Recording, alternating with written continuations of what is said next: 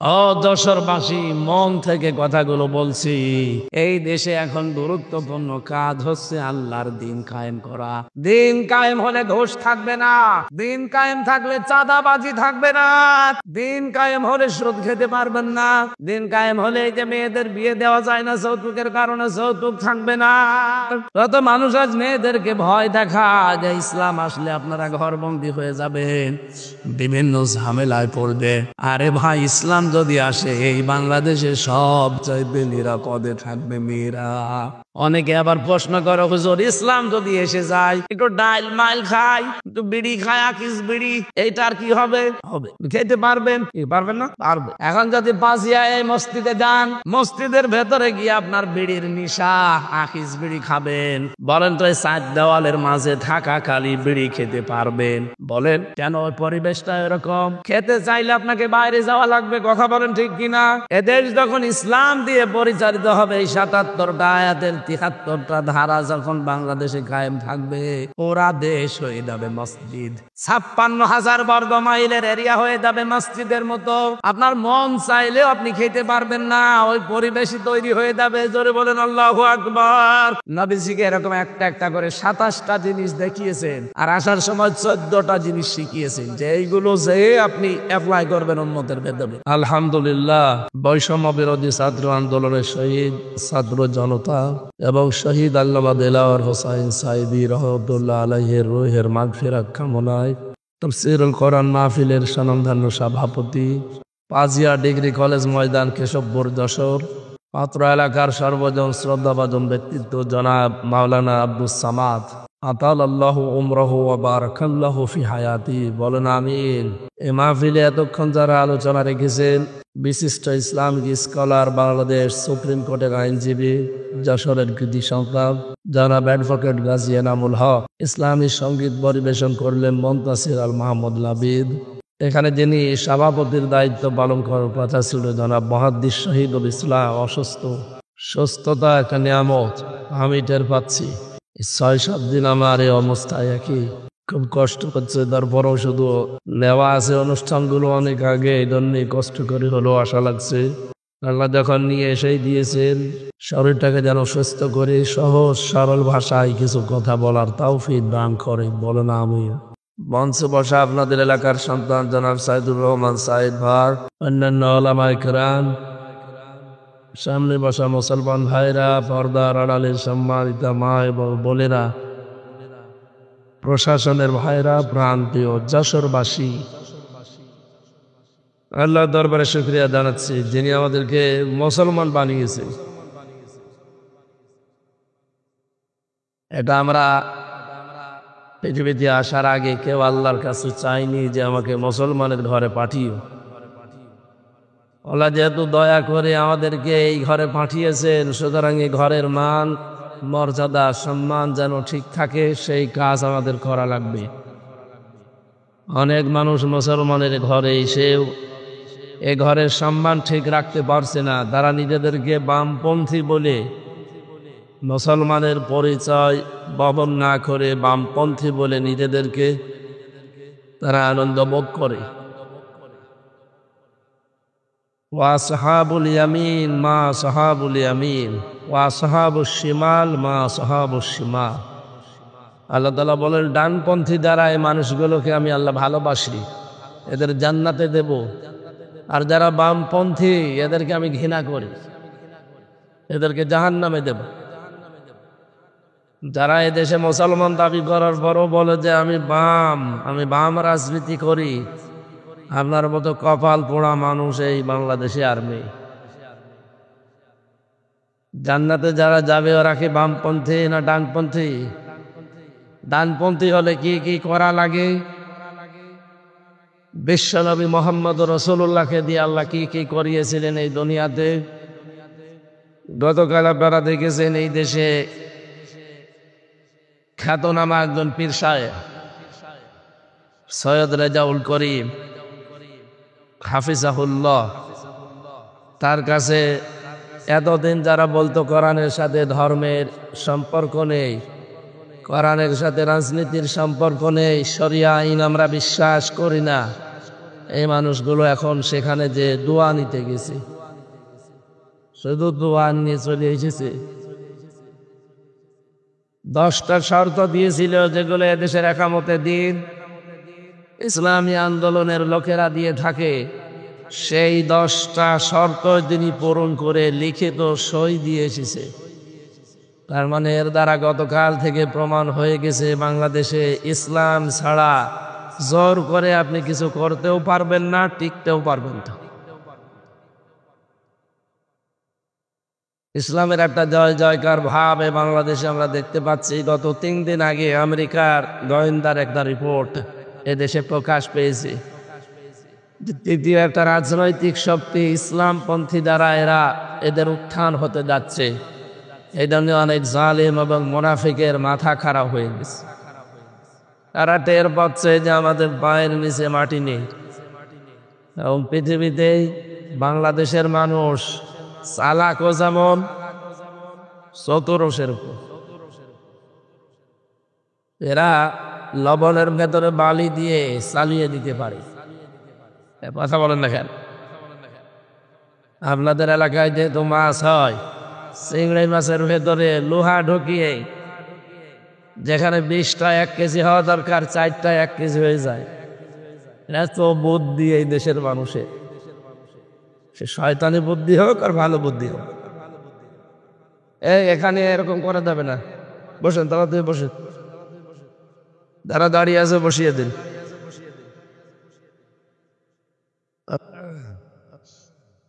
যশোরবাসী, সুতরাং এ দেশের সামনে যদি কেউ চেয়ারে বসতে চায় তাকে ইসলামের দোহাই দিয়ে বসা লাগবে। আর এবার কিন্তু আমরা সতর্ক হয়ে গেছি, ইসলামের দোহাই দিয়ে যদি এই দেশে কেউ অনইসলামিক কাজ কারবার করে আবার 5 আগস্ট সংগঠিত হতে পারে। এই জন্য বৈষম্য বিরোধী ছাত্র আন্দোলনে যারা জীবন দিয়েছেন এরা যে শহীদ, অনেকে এখনো মানতে চায় না। 7 প্রকার মানুষকে শহীদ বলা হয়েছে কোরআন আর হাদিসের পরিভাষায়। পানিতে ডুবে মরলে তাকে শহীদ বলা হয়, আগুনে পুড়ে মরলে তাকে শহীদ বলা হয়, দেওয়াল চাপা পড়ে মরলে তাকে শহীদ বলা হয়, অ্যাক্সিডেন্টে মরলে তাকে শহীদ বলা হয়। আমি কি এগুলো বানিয়ে বলছি? বলেন, জালেমের জুলুমের সামনে নিজের জীবনটা যারা দিয়ে দিল তারা শহীদ হবে নাকি? আপনাকে কি আবার ফের শহীদ হয়ে দেখানো লাগবে? শহীদ এই শব্দটা কত বড় দামি শব্দ আপনি জানেনই না। আপনি দেখেছেন এই দেশে শেখ মুজিবুর রহমানকেও মেরে ফেলা হয়েছে, জিয়াউর রহমানকেও মেরে ফেলা হয়েছে। একজনের নাম শুনলেই সারা বাংলাদেশের মানুষ বলে শহীদ জিয়া, আর একজনের নাম আমি জীবনে কোনোদিন শহীদ শুনিনি, অথচ তাকেও মেরে ফেলা হয়েছে। আপনি কোনদিন শুনেছেন শহীদ বঙ্গবন্ধু শেখ মুজিবুর রহমান? এ কথা কেউ বলে কেন? জিয়াউর রহমানের নাম শুনলে মানুষ শহীদ জিয়া বলে। আমি 16 সালে হজে গিয়ে দেখেছি, ওই যে জায়গাটা আরাফাতের ময়দান, এর পাশে মসজিদে নামিরা, কাবার ইমাম খুতবা দিচ্ছিলেন শহীদ জিয়াউর রহমান এই নামটা উচ্চারণ করে। উনি আরবিতে অনেকগুলো কথা বলছিলেন, কথার পরিভাষা বাংলা অর্থ এইটা দাঁড়াল, হে আল্লাহ শহীদ জিয়াউর রহমানকে জান্নাতের সুউচ্চ মাকাম দান করো। কোন জায়গায় দোয়া হচ্ছে আপনি টের পেয়েছেন? আরাফাতের ময়দানের পাশে মসজিদে নামিরা। আমরা সবাই জানেন আরাফাতের ময়দানে মানুষের দোয়া আল্লাহ কবুল করে থাকেন। এটা শোনেননি কোনোদিন? যেই 10টা জায়গায় মানুষের দোয়া কবুল হয় তার ভেতরে এটা 1 নাম্বার। আমাদের আদি পিতা হযরতে আদম আলাইহিস সালাম তার স্ত্রী হযরতে হাওয়া 350 বছর পর্যন্ত খন্দন করার পর যেই ময়দানে তাদের দোয়া কবুল হয়েছিল তার নাম আরাফাতের ময়দান। কথা বলেন না কেন? নবীজি জানিয়েছেন এই ময়দানে কোনো মানুষ যদি দোয়া করে আমার আল্লাহ এটা ফেরত দিতে লজ্জাবোধ করে। এত দামি জায়গা এটা, যেহেতু 40, 45, 50 ডিগ্রি সেলসিয়াস থাকে, এত তাপমাত্রা ওই দেশে। আরাফাতের ওই ময়দানে হাজার হাজার নিম গাছ এই জিয়াউর রহমান লাগিয়েছিল। কি কথা বলে না কেন? খাবার ইমাম তো আর নিম গাছ চেনে না, ওনারা সাজারাতু জিয়া নাম দিয়েছে এইটার, জিয়া গাছ।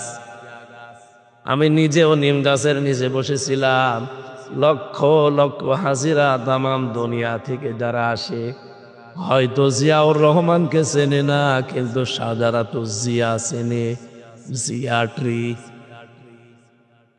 এই গাছের নিচে তারা যখন বসে, এত বড় কঠিন তাপের ভেতরে একটু সূর্যের আলো থেকে বাঁচার জন্যে, এই তাপ থেকে বাঁচার জন্য যদি একটু ছায়া পাওয়া যায়, এমনিতেই মন থেকে দোয়া চলে আসে। আমার মনে হয় এই জন্যে তার নামটা শুনলেই মানুষ বলে শহীদ জিয়া। শহীদ বঙ্গবন্ধু আমি শুনিনি, আপনি শুনেছেন? ওনাকেও কিন্তু মেরে ফেলা হয়েছে, কিন্তু মানুষ বলেছে ওইভাবে মারার দরকার ছিল না, আরো কারণ ছিল, অন্যভাবে মারা যেত। এতটুকু বলে যে ওইভাবে না মেরে হয়তো টুকরো টুকরো করলে ভালো হতো। মানুষ যেহেতু মুখ দিয়ে কথা বলে, কোন মানুষ যেন মুখ দিয়ে কথা কোনো দিন না বলে যে শহীদ যারা তারা মরে গেছে, এ কথা যেন না বলে। রব্বুল আলামিন বলেন ওয়ালা তাকুলু লিমান ইউকতালু ফি সাবিলিল্লাহি আমওয়াত বাল আহইয়াউ ওয়ালাকিন লা তাশউরুন। এই কথা বলেন কেন? এদিকে তাকান। সূরা বাকারা 154 নম্বর আয়াতে আছে, রব্বুল আলামিন বলেন যারা আমার জন্য শহীদ হয় তাদেরকে মৃত বলবে না, ওরা মরে গেছে এই কথাটা বলা যায় নেই, বরং তারা জিন্দা, জীবিত আমার কাছে। তোমরা টের পাও না তাই?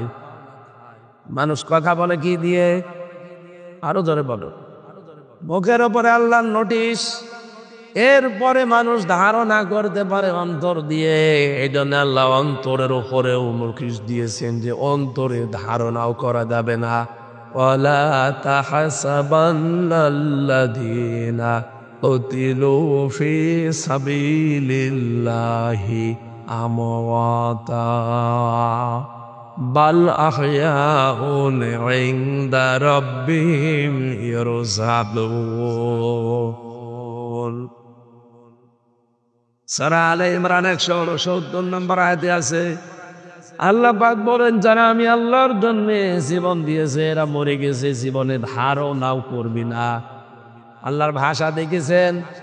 মনে করছেন আপনাকে খুব সম্মান দিয়ে বলছে না, ওয়ালা তাহসাবান্নাল্লাযীনা কুতিলু, ধারণা করবি না। একজন দুইজন না, কেউ ধারণা করবি না। আমি তাফসিরে ধারণা করবা না এ শব্দটা পাই না, করবি না, তার মানে আল্লাহ রেগে গেছেন। হাজারো মানুষ হয়তো এ ধারণা করতে পারে এ আবার শহীদ হয়েছে। শহীদ কত বড় দামি সম্পদ আপনি জানেন?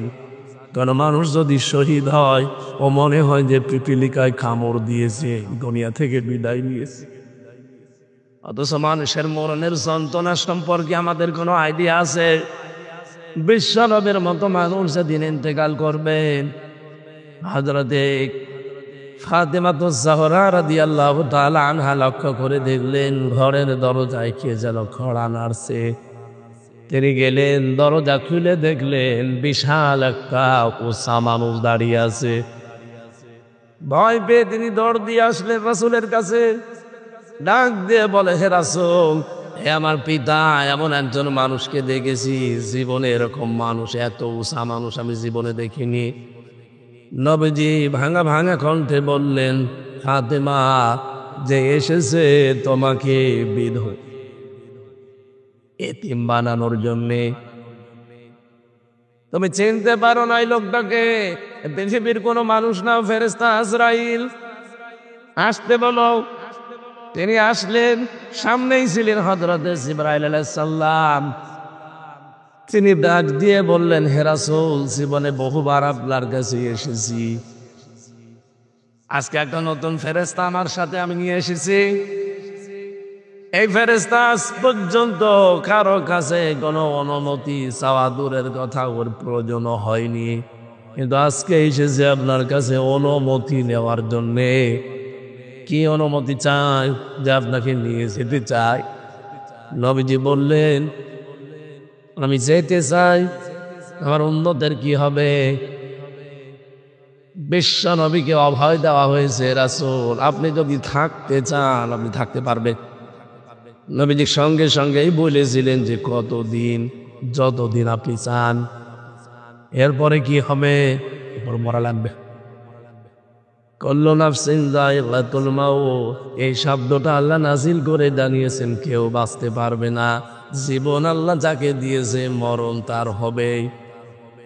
এই শব্দটা নিয়ে কোনো মানুষ যদি একটু ভালোভাবে চিন্তা ভাবনা করে, গভীরভাবে মনোযোগ দেয় যে আমার মরা লাগবে, ওর জীবনটা পাল্টাতে আর কিছু লাগবে না। আপনি ভালো মানুষ বসে আছেন, গতকালকে আমার এক দাদা মারা গেছে, ভালো মানুষ ঘুমিয়েছে, ঘুম থেকে আর ওঠে নাই, ওই শেষ।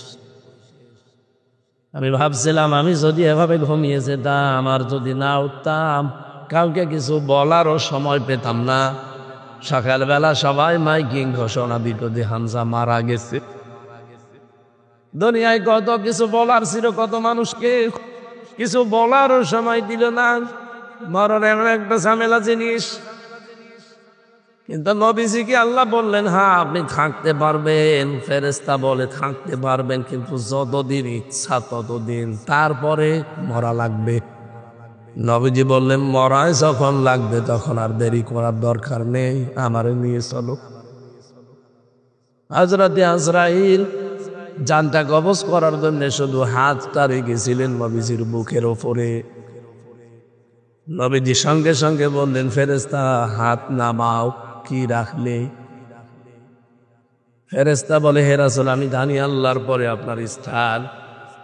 আমি খুব আসানে সতর্কতার সহিত শুধু আমার হাতটা আমি রেখেছি, তাও খুব আস্তে করে, এখনো পুরাটা ভর আমি দেয়নি, শুধু রেখে দিয়েছি। নবীজি বললেন, আজরাইল এটাই যদি তোমার হাত রাখা হয় তাহলে তোমার কষ্ট কোনটা? তুমি শুধু হাত এখনো ভর দাওনি, শুধু রেখে দিলে, মনে হচ্ছে উহুদ পাহাড় আমার বুকের উপরে ছাপিয়ে দিয়েছো। ও যশোরবাসী, মন থেকে কথাগুলো বলছি, একটু নিজের থেকে মিলান তো। এত বড় দামি মানুষের যদি এই কষ্ট হয়, তাহলে আমরা তো মানুষের ভেতরেই পড়ি না। কথা বলে না কেন?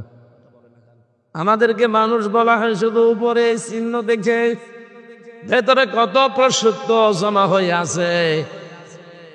আরে ভাই, হিংসা তো মানুষের ভেতরে থাকার কথা না, হিংসা থাকার কথা পশুর ভেতরে। আপনি দুইটা কুকুরকে খাবার দেবেন, একটাকে যা দিয়েছেন মরণ পর্যন্ত খেলেও আমার মনে হয় শেষ হবে না, এরপরও দেখবেন পাশেরটায় হামলা দেয়। কথা বলছে রাখেন। হিংসা তো আমাদের ভেতরে থাকার কথা না, এটা তো পশুর স্বভাব। মানুষের এই চেহারা শুধু থাকলে আপনি মানুষ বলে পরিগণিত হবেন না, বিষয়টা এমন না। এই জন্য যেটা বলতে চাই, এত বড় দামি মানুষকে তো আজরাইল হুকুম নিয়ে এসে যদি জান কবজে, এত কষ্ট তার কাছে মনে হয়। নবীজি আমার মতো এত দুর্বল ছিলেন না। বিশ্ব নবী বলেন 100 হামজার শক্তি আল্লাহ আমার শরীরে দিয়েছিলেন। তার মানে আমার মতো 100 জন মানুষের শক্তি এক জায়গায় করলে যা হয়, নবীজিকে আল্লাহ একাই দিয়েছিলেন। সেই মানুষটা যদি একটা হাতের ভর, তাও ভর দেয়নি, শুধু রেখেছে হালকা, এটাই যদি সহ্য করতে সে না পারে, আমি আপনি কোন ধান্দায় আছি? ধারণা কোনোদিন যেন আপনার না আসে, যারা শহীদ হয় এ মানুষগুলোর মরণের কথা শুনলেন, যে পিপিলিকা কামড় দিলে যতটুকু যন্ত্রণা অতটুকুতেই তার জীবনটা শেষ হয়ে যায়, সে আর টের পায় না। তার মানে শহীদের মরণ নবীজির ইন্তেকালের, নবীজির মরণের চাইতেও অনেক কম। কথা বলতে চাই, আপনি কি বুঝেছেন কি বলতে চাই?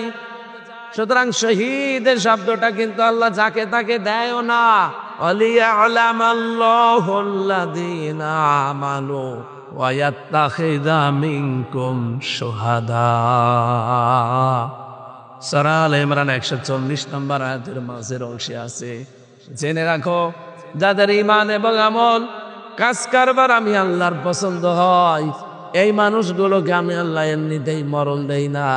এদের সাধারণভাবে মরণ দিলে তো শেষ হয়ে যেত না, এই মানুষগুলোকে আমি শাহাদতের মরণ দিয়ে ধন্য করি।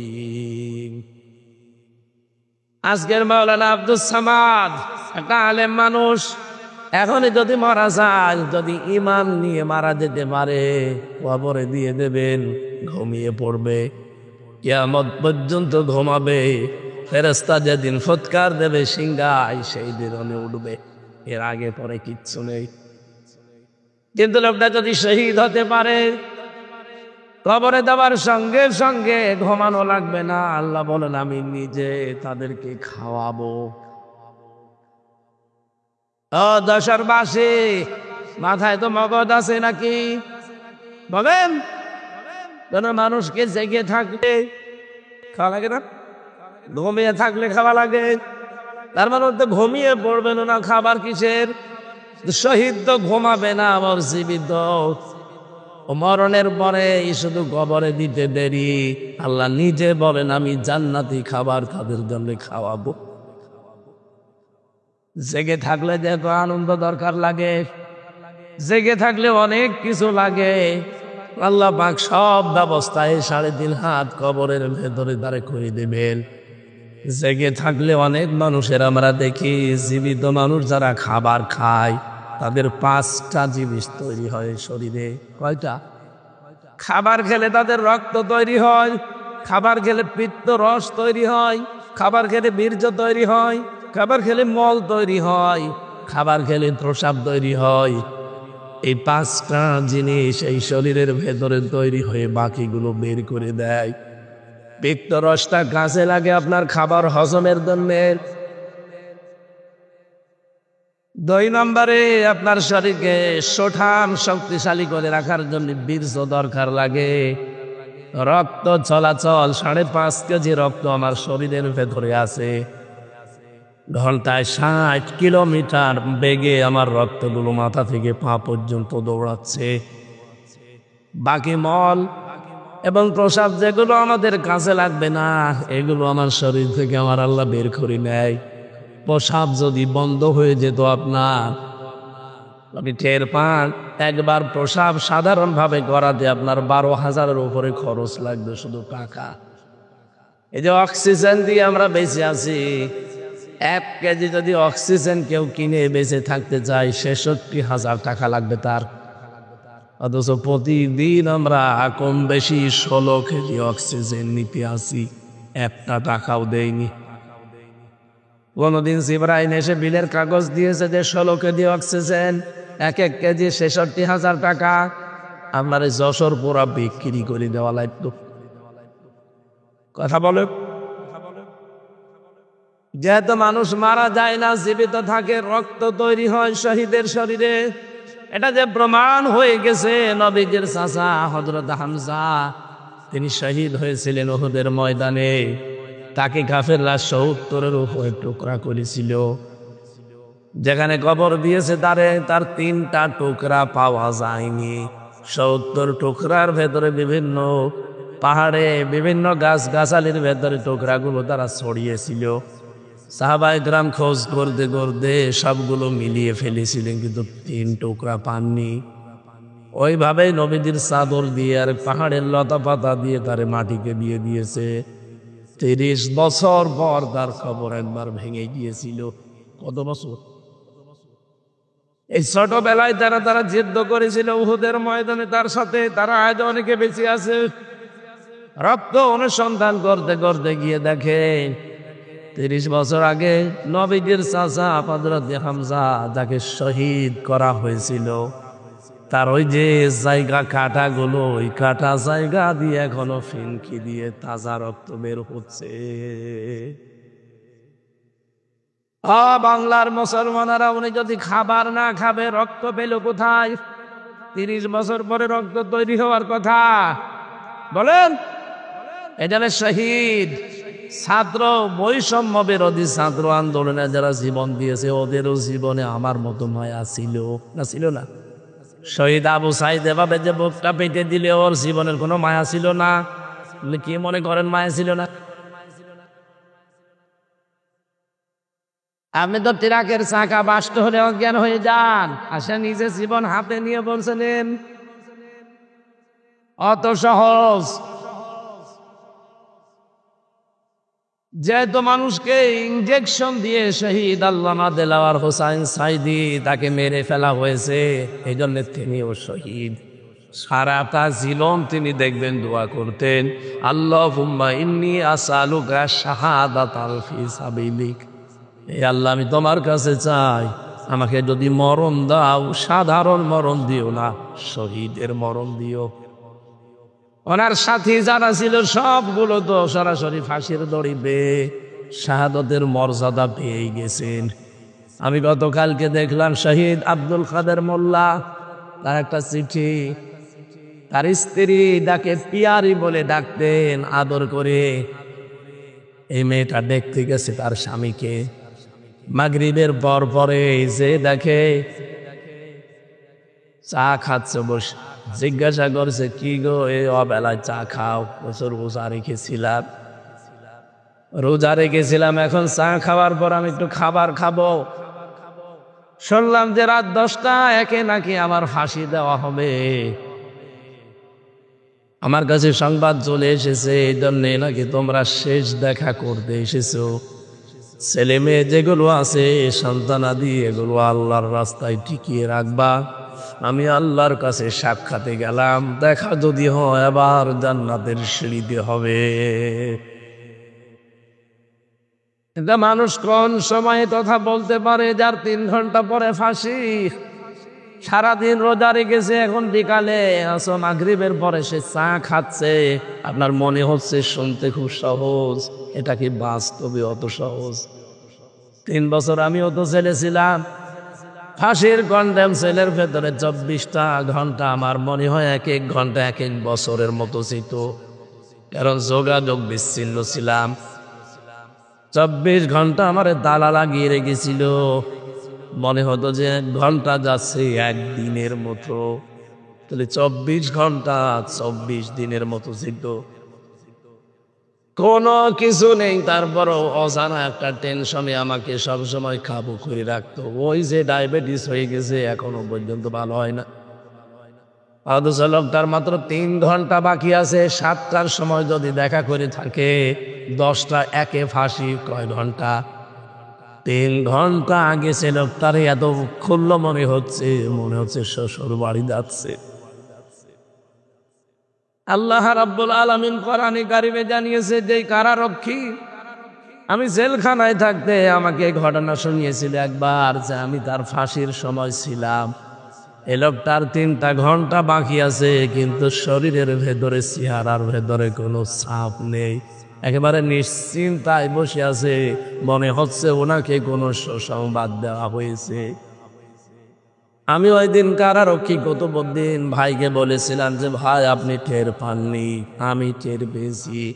ইন্নাল্লাযীনা ক্বালু রাব্বুনাল্লাহ সুম্মা ইসতাকামু তাতানাজ্জালু আলাইহিমুল মালাইকা। আল্লাহ পাক বলেন, সত্যি যারা এই কথা বলতে পারে আমার রব আল্লাহ, এই কথা বলেই শুধু এলোমেলো যায় না, সে টিকে থাকতে পারে এই কথার উপরে। যত ঝড় ঝাপটা তার উপরে আসবে, তারপরও সে টিকে থাকতে পারে। আমি আল্লাহ তাকে এমনি এমনি কিছু না দিয়ে ছেড়ে দেই না। তাতানাজ্জালু আলাইহিমুল মালাইকা, এটা মজারে বর্তমান ভবিষ্যৎ, প্রেজেন্ট ফিউচার। মালাকুন এক বছর, মালাইকা বহু বছর। রব্বুল আলামিন বলেন আমি নিজে তার জন্য হাজার হাজার ফেরেশতা পাঠিয়ে দেই রিসিভ করার জন্যে। ওয়েলকাম জানাতে থাকে ফেরেশতারা, আর বলে কোনো ভয় নেই, কোনো চিন্তা নেই। হয়তো ভয় হচ্ছে যে আমি এখন চলে গেলে আমার বর কি হবে, আমার ছেলে মেয়ের কি হবে, তাদেরকে কে দেখে রাখবে, আমার দলের লোক এতগুলো মানুষ পালিয়ে বেড়ায় জেল খাটে, কি হবে তাদের। আল্লাহ পাক বলেন আমি ফেরেশতা দিয়ে বলি যে এই কথা শুনিয়ে দাও, কোনো চিন্তা নেই, কোনো ভয় নেই, সবগুলোর দায়িত্ব আল্লাহ নিজে নিয়ে নিয়েছেন। ওয়াবশিরু বিল জান্নাহ, ওই জান্নাতের সুসংবাদ গ্রহণ করো। আল্লাতি কুনতুম তুআদুন, যার ওয়াদা আল্লাহ তোমাদের কাছ থেকে নিয়েছিলেন। তিনি যে ওয়াদা দিয়েছিলেন তোমাদেরকে, তার অঙ্গীকার এই যে জান্নাত দেখা যাচ্ছে, প্রবেশ করো। নাহানু আউলিয়াউকুম ফিল হায়াতিদ দুনিয়া ওয়া ফিল আখিরাহ, দুনিয়ায় আমরা তোমাদের বন্ধু ছিলাম, মরণের করো আমরা থাকবো বন্ধু। ওয়ালাকুম ফিহা মা তাশতাহি আনফুসুকুম ওয়ালাকুম ফিহা মা তাদউন, এমন একটা জায়গায় তোমাদেরকে পৌঁছিয়ে দেব যেখানে চাওয়ার আগে জিনিস পাওয়া যায়। নজুলাম মিন গফুরির রহিম, দয়াময় আল্লাহর পক্ষ থেকে এটা বিশাল মেহমানদারি। জোরে বলেন সুবহানাল্লাহ। যে কথাটা তুলেছিলাম শহীদ, এটা অনেক দামি জিনিস। আল্লাহ যাকে তাকে শাহাদতের মরণ দেন না, এটা দেন তাদেরকে আল্লাহ যার জীবন এবং অ্যাক্টিভিটিস কর্মকাণ্ড আল্লাহর ভালো লাগে, এই মানুষগুলোকে আল্লাহ শাহাদতের মরণ দিয়ে ধন্য করে তার জীবনটা। বলেন আমিন। আজকে যেহেতু শহীদদের মাগফিরাত কামনায়, এদের মাপ তো আল্লাহ করে দিয়েছেন, তাদের মাগফিরাত আর কামনা করার দরকার নেই, তাদের সম্মান কামনা করেন। আল্লাহ যেন তাদের মর্যাদা সম্মান আরো বাড়িয়ে দেয়। বলেন আমিন। আমরা যে মাস চলছে রজব মাস, গতকালকে যে রাতটা গেল, বিশ্ব নবীকে এই ধুলির ধরা থেকে 53 বছর বয়সে আল্লাহ রাব্বুল আলামিন 27টা বছর তার কাছে রেখে 14টা জিনিস তাকে শিখিয়েছিলেন, আর 27টা জিনিস তাকে দেখিয়েছিলেন। এদিকে তাকান। আমি চিন্তা করতে পারেন 27 বছর ধরে মাত্র 27টা জিনিস দেখিয়েছেন, আর শিখিয়েছেন কয়টা জিনিস? 14টা। বলেন বলেন। রাব্বুল আলামিন জানাতে চেয়েছেন, হে নবী, সামনে যেহেতু আপনাকে একটা নতুন দেশ আমি হাতে তুলে দিতে যাচ্ছি, এই দেশকে যদি আপনি কল্যাণময় করতে চান, কল্যাণকর রাষ্ট্র বানাতে চান, তাহলে আপনাকে 14 কাজ ওই দেশে করা লাগবে। আমাদের দেশটাও যেহেতু এখন একটা নতুন দেশ, নতুন সরকার চালাচ্ছে, কথা বলছে না কেন? এরাও যদি এই দেশকে কল্যাণময় রাষ্ট্র বানাতে চায়, গ্যারান্টি দিয়ে বলতে পারি সূরা বনী ইসরাঈলের এই 23 থেকে 38 এই 16টা আয়াতের 14টা কাজ এখানে দেওয়া আছে। দল মত নির্বিশেষে সময় সাপোর্ট করা দরকার, কারণ এগুলো বানানো আল্লাহর। মানুষের বানানো জিনিস দিয়ে কি হয় 54 বছর তো দেখলেন। এক কথা বলছে না কেন? সংবিধান যেটা বানিয়েছিলেন ডক্টর কামাল, 54 বছর তো চলল, কি পেয়েছেন? আমি নিজে দেখেছি, চোর পুলিশে ধরে ছেলে দেয়, চোর যে ডাকাত হয়। বলেন এখানে ডাকাত ওনারা জীবনের ওপরে বাস গাড়ি খরচ করে, জীবনের উপরে রিস্ক নিয়ে ডাকাত ধরে, আর ডাকাত জেলখানা যে বের হওয়ার সময় খনি হয়ে বের হয়। আমার ব্লকে যারা থাকতো আমি দেখেছি এই 3 বছর কাশিমপুর কারাগারে গাঁজা খাওয়ার জন্য পুলিশে ধরে জেলে দিয়েছে। ও শয়তান এত বড় শয়তান, ওর ভেতরে যে বারান্দার উপরে টব লাগিয়েছে, গাঁজার গাছ লাগিয়েছে, অথচ পুলিশে গাঁজা খাওয়ার জন্য ধরে জেলে দিয়েছে, তো গাঁজার গাছ লাগিয়েছে ভেতরে। জেলার একদিন এসে বলছে যে ওরে শয়তান, আমরা আর কি করব, এর 24 ঘন্টা তালা লাগিয়ে রাখি ব্লকে। আরে কি আশ্চর্য মানুষ গো, গাঁজা খাওয়ার জন্য যারে পুলিশে ধরে, প্রশাসন ধরে জেলে দিয়ে গেল, আরে ভেতরে গাঁজার চাষ করছে। হবে না মানুষের তৈরি করা আইন দিয়ে বাংলার জনগণ। 53-53.5 বছর আমাদের দেখা অলরেডি শেষ। এই কারণে আল্লাহ সংবিধান নামে একটা সূরা দিয়েছেন, সূরা ফুরকান। এর ভেতরে 77টা আয়াত আছে, 73টা ধারা আছে। এই 73টা ধারা দিয়ে যদি বাংলাদেশের সংবিধান বানানো যায়, এদেশে গাঁজাখোর ধরলে জীবনে আর গাঁজার গাছ লাগাবে না। চোর ধরলে কোনোদিনও ডাকাত হয়ে বের হবে না, কারণ চোর ধরলে ওর যে শাস্তি, ওইটা যখন বাইতুল মোকাররমে যশোরের আদালতের সামনে, কেশবপুরের কেন্দ্রীয় মসজিদের সামনে যখন আদালত কর্তৃক প্রমাণ হবে যে ও চুরি করেছে, ও যে অভাবে চুরি না করে যদি স্বভাবে চুরি করে থাকে, ওর হাত যখন লক্ষ লক্ষ মানুষের সামনে কেটে ফেলা হবে, হাজারো মানুষ এমনি ভালো হয়ে যাবে। আমার ছোট দাদা বলছিল যে আমি একবার হজে যেয়ে মাটির নিচে যে ওযুখানাগুলো আছে মসজিদে নববীতে, ওখানে যে ওযু করে করে দেখি আসার সময় একটা ঘড়ি পড়ে আছে।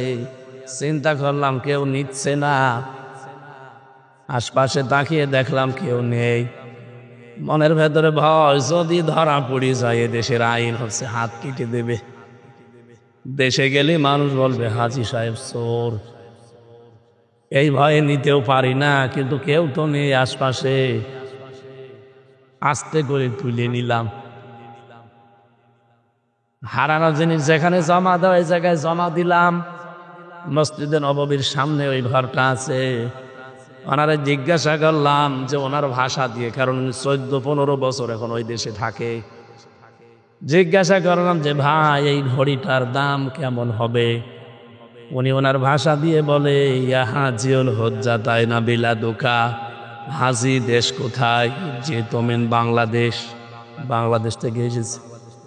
উনি হিসাব করে বলছে আপনার বাংলার টাকা অনুযায়ী এই ঘড়িটার দাম হবে কমপক্ষে 72,000 টাকা। মোবাইল ঘড়ি। বলেন তো 72,000 টাকার ঘড়ি পড়ে আছে, কেউ নিচ্ছে না। ওযুখানা এদেশে 72 পয়সা থাকবে? বলেন। ওই দেশে তারপরেও কোরআনের সম্পূর্ণ আইন নেই। 100 ভাগের মাত্র খুব বেশি হলো 30 ভাগ আছে, বাকিগুলো নেই। 30 ভাগে আমি যে শান্তি পেয়েছি ওই দেশে, আমার এই দেশে যদি 100 ভাগ কোরআনের আইনটা কার্যকর হয়ে যায়। কালকে আমি এক জায়গা থেকে আসার সময় পুলিশ, আমার নরম সরব পুলিশ, একেবারে হাবাগোবা গাড়িটা আটকিয়েছে, আমার পেছনের গাড়িটা। বললাম ওর কাগজ ফেল হয়ে গেছে, মাত্র 3 দিন আগে, সময় পাইনি, আপনি খুব নরমাল মামলা দেন। জোর 3 দিন তো বেশি ঝামেলা করবো না, ছেড়ে দেব। তবে আমাদের একটু টেনশন আছে, সামনে যা দেখতে পাচ্ছি, আমরাও তো দেশের খোঁজ খবর রাখি। আগস্টের 5 তারিখের আগে এই দেশে মাত্র 100 জনের 15 জন মানুষ চাইতো যে দেশে কোরআনের বিধান কায়েম হোক। অথচ এই 5.5 মাসের ব্যবধানে America, voice of America, Microsoft, এগুলো সব তো আমার খালাতো ভাই, সব খ্রিস্টান। এরা রিপোর্ট দিচ্ছে এই দেশে এখন 100 জনের প্রায় 58 জন চাচ্ছে যে ইসলামে দেশে কায়েম হোক। 5.5 মাসে যদি অবস্থা তৈরি হয়ে যায়, আর 5 মাস যেতে দেন। এই জন্যই তো গতকাল চরমনায় পীর উনি বলেছে যে আমরা নির্বাচন চাই অন্তত 1-1.5 বছর করে। দেখলাম পাশ থেকে কে যেন জামাটি ভস, অতদিন না, তাড়াতাড়ি ওরা টের পেয়ে গেছে। 5.5 মাসে যদি 15 থেকে 58 চলে আসে, আর 1 বছর যেতে দিলে এই দেশের হিন্দু খ্রিস্টান বৌদ্ধ মুসলমান সব 100 জনের 100 জনই বলবে আমরা কোরআনের বিধান চা। আমরা তেলাওয়াতকৃত আয়াত যেটা পড়েছিলাম, ওয়ালা তাকফু মা লাইসা লাকা বিহি ইলমুন, যে বিষয়ে জ্ঞান নেই এ বিষয়ে মুখ খুলবা না, এ আদেশ কার? বলেন বলেন, কেন দিয়েছেন? কারণ কিয়ামতের ওই কঠিন ময়দানে আপনার অন্তর, আপনার কান, আপনার এই মুখ যেটা দিয়ে কথা বলেন, ইন্নাস সামআ ওয়াল বাসারা ওয়াল ফুয়াদা, আপনার এই চোখ, আপনার এই মুখ, আপনার অন্তর কিয়ামতে প্রতিটি জিনিস কিন্তু পুঙ্খানুপুঙ্খানুভাবে জিজ্ঞাসিত হবে। কি কি করেছেন সব এই 3টাকে আল্লাহ জিজ্ঞাসা করবে, একেবারে সবই উত্তরেরা দিয়ে দেবে। কারণ আপনাকে আল্লাহ কথা বলতে দেবে না। আল ইয়াউমা নাখতিমু আলা আফওয়াহিহিম ওয়া তুকাল্লিমুনা আইদিহিম ওয়া তাশহাদু আরজুলুহুম বিমা কানু ইয়াকসিবুন। রাব্বুল আলামিন বলেন, কিয়ামতের দিন তোর মুখটা যখন শিলায় লাগিয়ে দেব, হাত বলবে আল্লাহ এই করেছিল।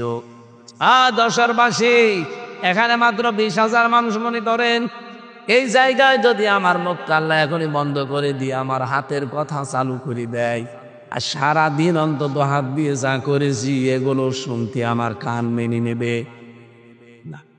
আমার পা দিয়ে অন্তত কোনো খারাপ কাজে আজকে সকাল থেকে আমি যাইনি, তারপরও যতটুকু যা করেছি, পা যদি এখন কথা বলা আরম্ভ করে যে অমুক অমুক জায়গায় গিয়েছিলে, অমুক অমুক জায়গায় যাওয়ার নিয়ত ছিল, আমার মান সম্মান থাকবে। কিয়ামতের দিন আল্লাহ বলেন, মানুষের মুখ যখন বন্ধ হয়ে যাবে, ওর শরীরের ভেতরে আমি আল্লাহ ওর অপরাধগুলো ফুটিয়ে তুলব। আপনি যদি ডাকাতি করে থাকেন, চুরি করে থাকেন, ঘুষ খেয়ে থাকেন, সুদ খেয়ে থাকেন, এই শব্দটা আপনার এই কপালের ওপরে আল্লাহ লিখে দেবে। এত মোটা অক্ষরে লিখবে যে ঘড়ি দেখতে পান জলে লেবে এরকম মোটা অক্ষরে লেখা থাকবে যে আপনি চোর, আপনি ঘুষখোর, আপনি সুদখোর, আপনি জেনাকারী। এগুলো তখন ফুটিয়ে তুলবে। কিয়ামতে কোটি কোটি মানুষ থাকবে, আপনার কি মনে হয় কি পাবেন লজ্জা আপনি বলেন? এজন্য হিসাব নিকাশ করে আমাদের কথা বলা দরকার। যে কোনো কথা বলার আগে অন্তত 3 বার চিন্তা করা দরকার। আল্লাহ কিন্তু এই কথাটা শুনতেছে, ফেরেশতারা লিখতেছে, আর কিয়ামতে এই কথার উপরে আমার আবার হিসাব হবে। এক কথা বলে না কেন? এমনিতে আপনার জীবন পাল্টিয়ে যাবে। যে 27টা জিনিস নবীকে আল্লাহ দেখালেন, তার প্রথম নাম্বারে আল্লাহ তাকে দেখিয়েছিলেন পুলসিরাত। কি দেখিয়েছেন? বলেন বলেন। সর্বপ্রথম আল্লাহ তাকে পুলসিরাত দেখালেন। আমরা অনেকেই সারা জীবন নাম শুনি পুলসিরাত, কি এটা কোনোদিন কল্পনাও নিয়ে আসতে পারে না, আপনার আসবেও না। 30,000 বছরের রাস্তা, উঠতে 10 বছর, সোজা 10 বছর, নামতে 10 বছর। তাও এরকম ব্রিজ চওড়া বলে তো হয়, চিকন হবে চুলের মতো, আর ধার হবে হীরার মতো। কোরআনে কারীম জানিয়েছে, ওয়া ইন মিনকুম ইল্লা ওয়ারিদুহা কানা আলা রাব্বিকা হাতমান মাকদিয়্যা সুম্মা নুনাজ্জিল্লাযীনা তাকাও ওয়া নাদারুজ জালিমিনা ফিহা জিসিয়্যা। পুলসিরাতটা আমি জাহান্নামের উপরে সেট করেছি। এই মানুষগুলোকে আমি আল্লাহ যাদেরকে পার করে দেব, দুনিয়ায় যাদের তাকওয়া ছিল, আর যারা অপরাধী, এই মানুষগুলো কেটে কেটে এর ভেতরে পড়তে থাকবে। বলেন নাউজুবিল্লাহ।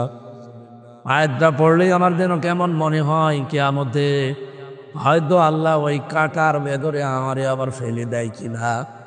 আমার তাকওয়া যদি মানসম্মত না হয়, উপরে লোক দেখানোর জন্য যা করলাম, আমার তাকওয়া যদি আসলে মানসম্মত না হয়, কিয়ামতের দিন কিন্তু ওই পুলসিরাত পার হওয়ার সময় আপনাকে কেটে পড়ে যাওয়া লাগবে। এখানে তাকওয়াটা একেবারে মানসম্মত তৈরি করা দরকার দুনিয়ায়। দ্বিতীয় নম্বরে নবীজিকে আল্লাহ দেখালেন মিজান। মিজান মানে না, এখানে পুলিশ অফিসার বসে আছে, ওনাকেও যদি জিজ্ঞাসা করি মিজান মানে কি, যেহেতু বাংলা শিক্ষিত মানুষ, একবারেই বলবি মিজান মানে দাড়ি পাল্লা। তো জিজ্ঞাসা করেন তো কোনোদিন কোনো অভিধানে কোনো জায়গায় পড়েছে মিজান মানে দাড়িপাল্লা? পড়েছে? পড়েন না, শুনি শুনি। মিজান মানে মানদণ্ড। মিজান মানে কি বলেন বলেন। আপনি হাইকোর্টে যান, দেখবেন সামনে একটা দাড়ি পাল্লা টাঙানো আছে, দুই দিকে এই পাল্লাটা সমান। সরকার দেশের জনগণকে বোঝাতে চায় সারা বাংলাদেশের কোন জায়গায় যদি ন্যায় বিচার না পাও, এই হাইকোর্টে আসলে ন্যায় বিচার পাবা। এই যে ন্যায় বিচারের চিহ্ন, তাহলে দাড়ি পাল্লাটা হচ্ছে ন্যায় বিচারের কি? আরো জোরে বলেন। নবীজিকে আল্লাহ মিজান দেখিয়েছিলেন। কি মিজান? এবার এবার খেয়াল করেন, এখানে আমার মনে হয় শুধু পাগল ছাড়া, নারী পুরুষ যত আমরা এসেছি, শুধু পাগল ছাড়া এমন কেউ নেই যে কথা সে লোকটা বলতে পারে যে কিয়ামতের দিন আমাদের যে আমল, আমল মানে কি? এই জবাব দিলেন না? কিয়ামতে মিজানের যে পাল্লা আমরা বলি, মিজানের পাল্লায় মাপ দেওয়া হবে। মাপ দেবে কি? আমল। কি দেবে? নেক আমল, বদ আমল। কথা বলেন ঠিক কিনা? তাহলে কিয়ামতে আল্লাহ মাপ দেবে আমল। আমলের বাংলা কি? কাজ। বলেন বলেন। এনাকে জিজ্ঞাসা করি আমি, কোন পাগলও কি বলবে যে 5 কেজি কাজ দাড়ি পাল্লার এক প্রান্তে তুলে দিলাম? কাজ কি মানুষ দাড়ি পাল্লা দিয়ে মাপে যে 5 কেজি কাজ এ মাপা যায়? কি বিশ্বাসে ছিলেন এতদিন? এটা আমাদের এখন অনেকের ক্লিয়ার হয়নি, এই জন্য আমি উদাহরণটা নিয়ে আসলাম। কাজ কেউ দাড়ি পাল্লা দিয়ে মাপে না যে 10 কেজি কাজ এদিকে 5 কেজি কাজ তুলে দিলাম না। পৃথিবীর প্রতিটি জিনিস মাপ দেওয়ার জন্য আলাদা যন্ত্র আছে। এই যে প্যান্ডেলটা বানিয়েছেন, যদি বলি এটা মেপে দেন, তো এটা মাপ জপ করার জন্য দাড়ি পাল্লায় তুলে দেবেন। কি করবেন? ফিতা নিয়ে মাপবেন, গজ নিয়ে মাপবেন। কথা বলেন ঠিক কিনা? এই যে পানি দিয়েছেন খাবার জন্য, খাবারের এই পানিটা যদি বলি ভাই মেপে দেন, আপনি ফিতা দিয়ে মাপবেন। এটার জন্য লিটার আছে, সিসি আছে। এই কথা বলেন না কেন? আপনাকে আমি এতটুকু চাউল দিলাম, চাউল কি একটা একটা করে গুনে গুনে মাপবেন? এটার জন্য দাড়ি পাল্লা লাগবে, বাটখারা লাগবে, পাথর লাগবে, কেজি লাগবে। কথা বলেন না কেন? দুনিয়ার যত জিনিস আছে প্রতিটি জিনিস পরিমাপ করার জন্য একটা আলাদা যন্ত্র পাবেন। কাজ যে আল্লাহ কিয়ামতের দিন মাপবে, কাজ মাপার জন্য এই গজ ফিতা দিয়ে হবে না, দাড়ি পাল্লা দিয়ে, বাটখারা দিয়ে, কেজি দিয়ে, পাথর দিয়ে হবে না, সিসি দিয়ে, স্ক্যান দিয়ে হবে না। কাজ মাপতে হয় গুরুত্বের ভিত্তিতে। কথা বলে না কেন? কাজ মাপে মানুষ কি দিয়ে? গুরুত্ব দিয়ে। গুরুত্বের ভিত্তিতে কাজ মাপতে হয়। বাংলার জনগণ ভালো করে এই বিষয়টা আজকে ক্লিয়ার করে নিয়ে যাবে, তাহলে আপনার জীবনে অনেক কিছু দেখবেন পরিবর্তন আসবে ইনশাআল্লাহ। কাজ কিন্তু মাপা হয় ফিতা দিয়ে না, দাড়ি পাল্লা দিয়ে না। কাজ মাপা হয় কি দিয়ে? গুরুত্ব দিয়ে মাপা হয়। এখন পড়া কোরআন শরীফের ভেতরে গুরুত্বপূর্ণ কাজ আল্লাহ কি কি দিয়েছেন ওইটা আপনাকে আগে জানা লাগবে।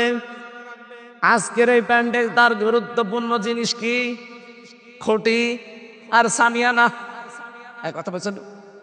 খুঁটি আর সামিয়ানা যদি না থাকে, আপনি যতই সুন্দর করে সাজান, কেউ মঞ্চ বলবে এটা বলবে?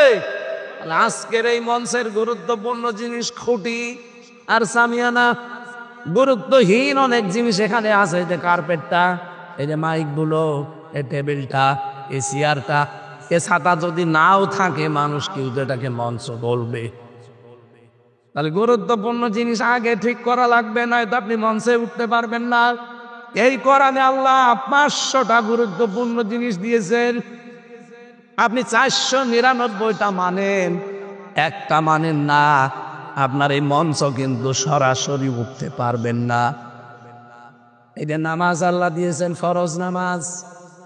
পৃথিবীর যত এবাদত দেখবেন, প্রতিটি এবাদতের আলাদা আলাদা কিছু ফরজ জিনিস আবার ভাগ করা আছে।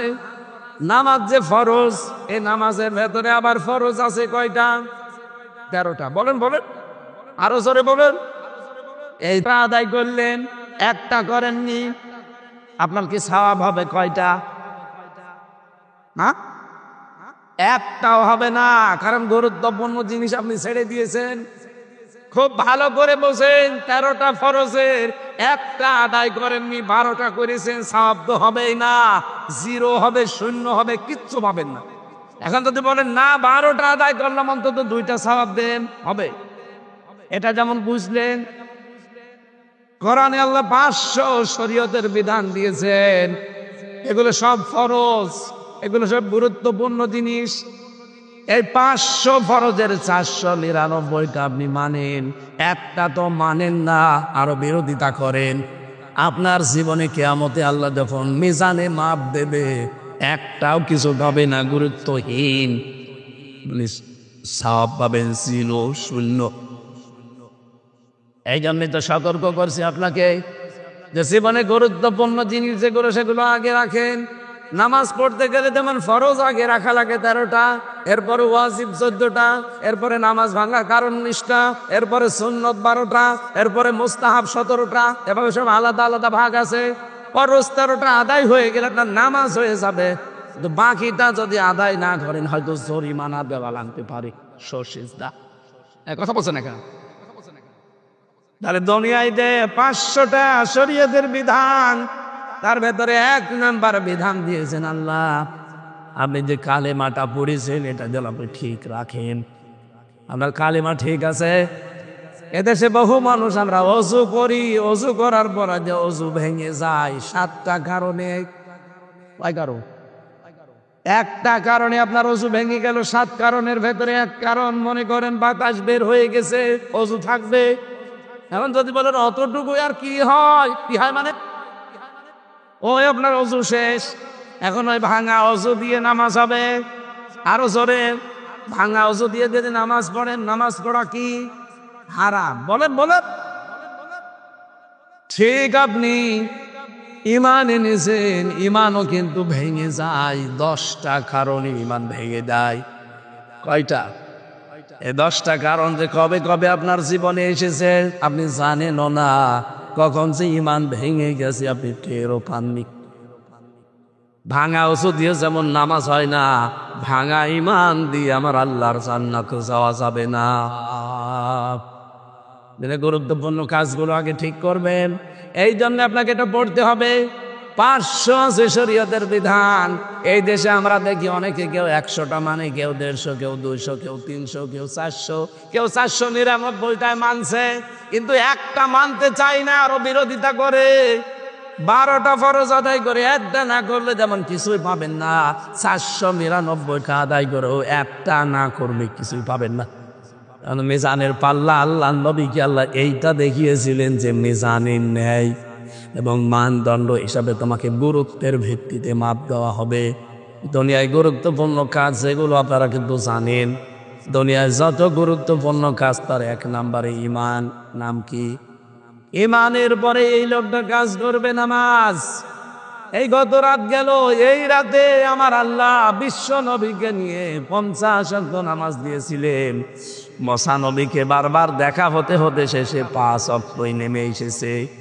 নবীজি বলেন 5 ওয়াক্ত নামাজ যদি নির্ধারিত সময়ে হক আদায় করে আপনার উম্মতেরা পড়তে পারে, প্রতিদিন তাদেরকে 50 ওয়াক্ত আমাদের সওয়াব আল্লাহ দিয়ে দেবেন। আমার ভাইরা, আমি আবার বলছি, গুরুত্বপূর্ণ কাজ জীবনে 500টা গুরুত্বের দিক থেকে বিবেচনা করে কাজগুলো আপনি করবেন। দুনিয়ায় গুরুত্বহীন এখানে মাইক, গুরুত্বহীন এখানে টেবিল, এগুলো না থাকলেও হয়, কিন্তু আমরা এইগুলো নিয়ে আগে ব্যস্ত। আসল যে সামিয়ানা ঠকি দরকার এইটার খবর নেই। আশা করি আপনি বুঝে ফেলেছেন। এই দেশে এখন গুরুত্বপূর্ণ কাজ হচ্ছে আল্লাহর দিন কায়েম করা। দিন কায়েম হলে ঘোষ থাকবে না, দিন কায়েম থাকলে চাঁদাবাজি থাকবে না, দিন কায়েম হলে সুদ খেতে পারবেন না, দিন কায়েম হলে এই যে মেয়েদের বিয়ে দেওয়া যায় না যৌতুকের কারণে, যৌতুক থাকবে না। কত মানুষ আজ মেয়েদেরকে ভয় দেখায় যে ইসলাম আসলে আপনারা ঘরবন্দি হয়ে যাবেন, বিভিন্ন ঝামেলায় পড়বে। আরে ভাই, ইসলাম যদি আসে এই বাংলাদেশে সবচাইতে নিরাপদে থাকবে মেয়েরা। অনেকে আবার প্রশ্ন করে, হুজুর ইসলাম যদি এসে যায়, একটু ডাইল মাইল খাই, একটু বিড়ি খায়, আকিস বিড়ি, এইটার কি হবে? হবে, খেতে পারবেন? পারবেন না? পারবে। এখন যদি বাজিয়া এই মসজিদে যান, মসজিদের ভেতরে গিয়ে আপনার বিড়ির নিশা, আকিস বিড়ি খাবেন, বলেন তো এই 4 দেওয়ালের মাঝে থাকা কালি বিড়ি খেতে পারবেন? বলেন কেন? ওই পরিবেশটা এরকম। খেতে চাইলে আপনাকে বাইরে যাওয়া লাগবে, কথা বলেন ঠিক কিনা? এদেশ যখন ইসলাম দিয়ে পরিচালিত হবে, এই 77টা আয়াতের 73টা ধারা যখন বাংলাদেশে কায়েম থাকবে, পুরা দেশ হয়ে যাবে মসজিদ। 56,000 বর্গ মাইলের এরিয়া হয়ে যাবে মসজিদের মতো। আপনার মন চাইলেও আপনি খেতে পারবেন না, ওই পরিবেশই তৈরি হয়ে যাবে। জোরে বলেন আল্লাহু আকবার। নবীজিকে এরকম একটা একটা করে 27টা জিনিস দেখিয়েছেন, আর আসার সময় 14টা জিনিস শিখিয়েছেন, যে এইগুলো যে আপনি অ্যাপ্লাই করবেন উম্মতের ভেতরে। আমরা আজকে আর না, আগামীতে আবার কোনো জায়গায় আসলে দেখা যাবে ইনশাল্লাহ। সম্মানিত ভাইরা, মেয়েদের বহু মেয়ে লোক এসেছে বাইরে। আমি জেলখানায় বসে দাম্পত্য জীবন, মেয়েদের যে সমস্যা এবং সমাধান, এটা নিয়ে বই লিখেছিলাম। ওই যে গাড়ি সামনে দেখা যাচ্ছে, মেয়ের জন্যে, নিজের স্ত্রীর জন্য যাওয়ার সময় নিয়ে যাবেন। সম্মানিত মা বোনেরা, আপনার ছেলেকে অথবা আপনার স্বামীকে পাঠিয়ে দেন যেন নিয়ে যায়। ছেলেদের জন্য একটা আছে, মেয়েদের জন্য একটা আছে। ওইটা পড়লে অন্তত 120 পৃষ্ঠা, তো পুরাটা পড়লে আমার অনেক আলোচনা করে চলে আসবে। আজকের মতো আমরা শেষ করছি, এখন যেহেতু আসান হবে আর 3 মিনিট আছে।